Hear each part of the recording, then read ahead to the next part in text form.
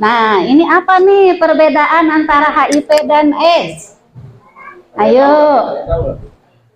Ayo. Tahu nggak, Bu? Dilanjut. Tadi HIV apa, Bu? Betul. Kalau AIDS itu apa? Apa, Bu? Ayo lanjut, Ibu. Nah, dari HIV ini, Bu, kalau tidak ditangani dengan baik, kelanjutannya akan menjadi AIDS. Ya, jadi AIDS ini sekumpulan penyakit. Ya, karena kekebalan tubuhnya sudah melemah, sudah menurun, ya, tidak ditangani dengan baik, maka akan apa, Bu? Jadi penyakit AIDS. Ya, jadi ini kelanjutannya. Next. Yuk, next lagi. Nah, ini sekarang nih, Bu, yang paling penting, penularan HIV. Nah, yuk, melalui apa, Bapak dan Ibu? Penularannya melalui apa? Melalui apa tadi? Melalui hubungan seksual yang beresiko, ya. Ada penggunaan jarum suntik, transfusi darah dari ibu ke bayi. Nah, untuk hubungan seksual beresiko berarti salah satu pasangannya terjangkit HIV, ya, berarti untuk misalkan suaminya terjangkit, istrinya belum diketahui, berarti itu yang beresiko, Bu. Dia akan terkena HIV, ya. Terus penggunaan jarum suntik yang bergantian itu yang untuk pengguna narkoba, ya, Bu, ya. Bukan di rumah sakit, bukan di klinik, bukan di puskesmas, bukan di bidan, ya. Jadi itu yang pengguna narkoba melalui jarum suntik, ya. Lanjut, transfusi darah, Bu. Nah, untuk sekarang transfusi darah itu resikonya sangat minimalis sekali karena screeningnya sangat ketat, Bapak dan Ibu. Jadi kita aja yang donor itu padahal udah tahu saya kan golongan darahnya AB, kenapa dicek lagi? Ya, perkara golongan darah aja diulang, apalagi dengan penyakit-penyakit menular. Jadi di situ dilakukan screening juga, Bu. Di situ dilakukan screening yang berkaitan dengan penyakit menular. Ya, itu untuk pendonor. Sama untuk penerima donor pun seperti itu, ya. Sekarang udah minimalis sekali resiko tertularnya, ya, dari transfusi. Sekarang dari ibu ke bayi. Nah, jadi dari semenjak kehamilan itu bayi sudah berisiko tertular dari ibu ke bayi lewat plasenta, ya. Setelah lahir pun kalau memang ibu belum tahu, belum pernah diperiksa, ternyata hasil pemeriksaan ibunya itu setelah melahirkan positif, ini pun bisa dari air susu ibu menularkan, ya. Yuk, mangga Bapak dan Ibu kita ulangi lagi. Jadi HIV itu ditularkan melalui apa? Hubungan seksual.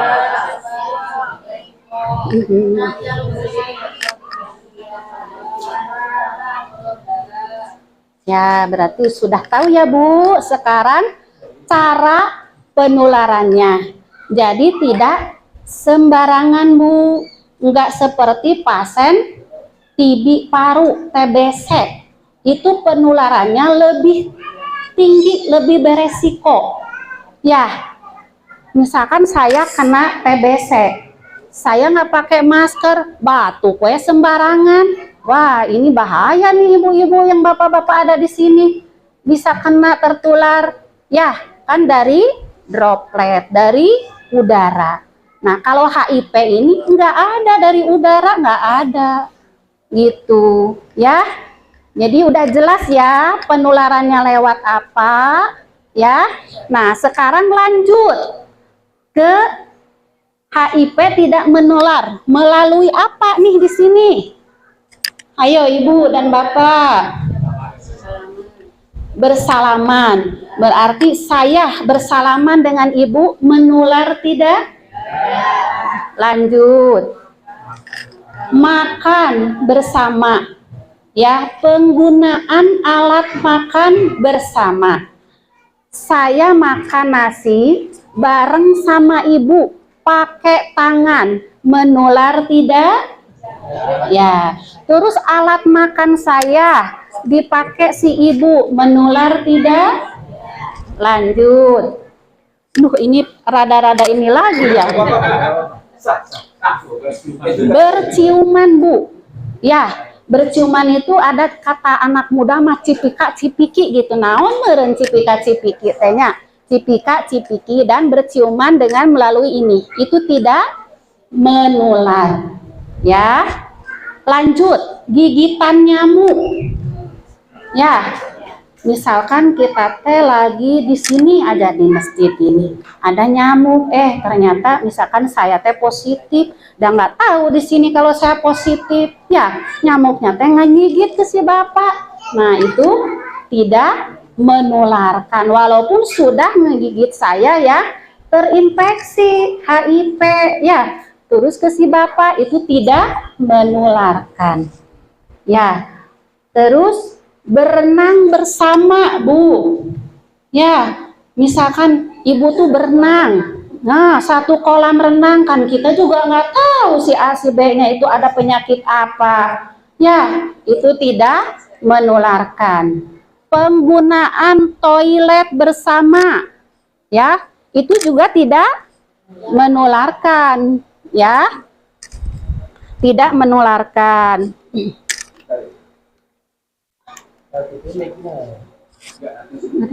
Apanya Pak ini? Nah, terus Ibu ini, saya mau iniin nyoba pakaiannya dia atau mandi pakai anduknya bareng, itu juga tidak. Ya. Nah, kalau yang melalui darah tuh tadi saya kelewat ya, Bu. Misalkan ya, si A itu misalkan lagi di jalan nih, kecelakaan, pas ibu lewat, wah dia berdarah-darah nih Bu ya, berdarah-darah ya. Kita nggak tahu nih, si itu teh ternyata terjangkit gitu ya. Nah kita tuh nggak tega Bu ngelihatnya, lah kita tolongin. Kita sendiri tuh ada luka Bu, tapi lukanya terbuka, nganga Bu, lukanya tuh nganga ya. Darahnya dia yang positif netes ke luka kita, itu juga bisa terinfeksi, tapi sedikit 0,001 ya. Jadi yang paling tinggi 99,9% itu dari hubungan seksual yang memang salah satunya dinyatakan positif. Ya, diulangi lagi, yang tidak menularkan itu seperti apa? Ayo Bapak dan Ibu. Lanjut. Ya. Tuh, saur si Bapak teh cipika-cipiki cenah Ibu. Gitu, Bapak mah emotna karena cipika-cipiki nawenya. Nu sanes nama henteu si jana ieu mohon uyosnya Pak, tenan naon, mohon. Pados emut Pak, gitu. Nah, tadi kan sudah Ibu dijelaskan ya, HIV itu ditularkan melalui apa, HIV itu tidak menular melalui apa. Kira-kira kalau ada di lingkungan kita, ya, kalau ada di lingkungan kita yang reaktif, apa itu kita dikucilkan atau kita ngariung bareng-bareng bersama. Coba menurut Bapak dan Ibu gimana? Setelah tahu nih cara penularannya lewat apa? Ibu dapat 1000 sekarang, 1000%. Gitu ya. Jadi, nah, untuk menangkis stigma negatif di masyarakat terhadap pasien dengan HIV ya. Jadi kita sebutnya sekarang ODA aja ya Bu, orang dengan HIV. Nggak usah itu ya, ODA aja gitu ya. ODA ya. ODIP punten ya, ODIP ya, ODIP ya. Jadi kalau ada yang terjangkit positif berarti boleh kan Bu bergaul dengan kita? Boleh duduk bersebelahan dengan kita? Boleh. Boleh ikut pengajian bersama? Boleh. Boleh kalau di tempat hajatan kita bareng-bareng? Boleh. Berarti sudah tidak diasingkan lagi. Karena sudah jelas penularannya lewat apa tadi yang sudah dijelaskan? Nah, itu ya. Jadi kita seperti kita biasa aja gitu kan Ibu ya, gitu. Karena kan udah jelas nih penularannya lewat itu ya, hubungan seksual yang paling tinggi gitu ya. Jadi nggak apa-apa Ibu kalau misalkan mau kita berkomunikasi, bersosialisasi, nggak apa-apa, nggak usah diasingkan ya. Setelah kita tahu cara penularannya gitu ya. Lanjut. Nah, bagaimana HIV bisa dicegah? Ya, di sini ada A, B, C, dan E. Ya, tidak melakukan hubungan seksual yang beresiko. Yang beresiko itu apa, Ibu? Yang tadi ya, yang kalau pasangannya misalkan terdiagnosa HIV berarti harus pakai alat bantu ya, namanya kondom. Terus nggak boleh berganti-ganti pasangan, itu juga beresiko ya. Terus harus setia Bu sama pasangan ya. Ulah ken ari keur baheula maah ngorak keneh da alus keneh kitunya hadir-hadirkeun nate geuningan eta rumput tetangga mihara rejo ta ulah kitu ulah jadi kudu setia supaya kita juga terhindar dari penyakit resiko ya, terjangkit penyakit ya. Lanjut lagi C-nya apa? Tadi penggunaan alat untuk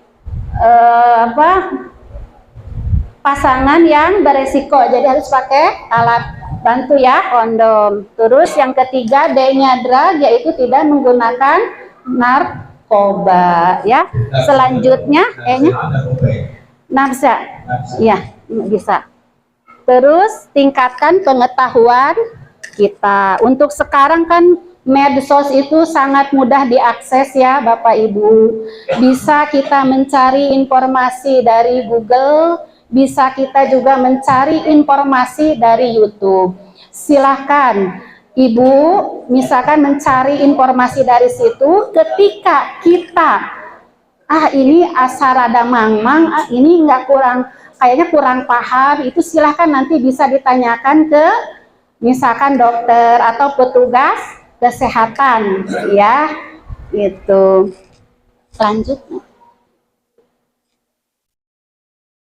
Lanjut lagi. Nah, di sini ada yang namanya PEP dan PrEP ya. Pasca pajanan. Pasca berarti apa Ibu? Pasca ya, sesudah ya. Tapi dia mengetahui nih Bu, kalau memang dia telah terpapar dengan orang yang positif. Nah, di sini ada obat pencegahannya, nanti akan diberikan nih obat pencegahannya, ya. Nah, terus ada lagi pajanan, ya. Jadi kalau kayak kasus-kasus pemerkosaan tuh Ibu, ya, kasus pemerkosaan, nih nanti perempuannya itu akan diberikan obat namanya PrEP, gitu. Jadi untuk pencegahannya, ya, gitu. Lanjut, Mbak.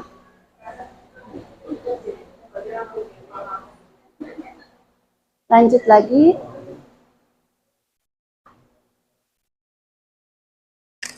Nah, perjalanan penyakit HIV ini Ibu, masa inkubasinya itu lumayan lama. Ya, bahkan saya sempat menemukan setelah menggali informasi dari pasien, itu sampai 15 tahun Ibu baru muncul.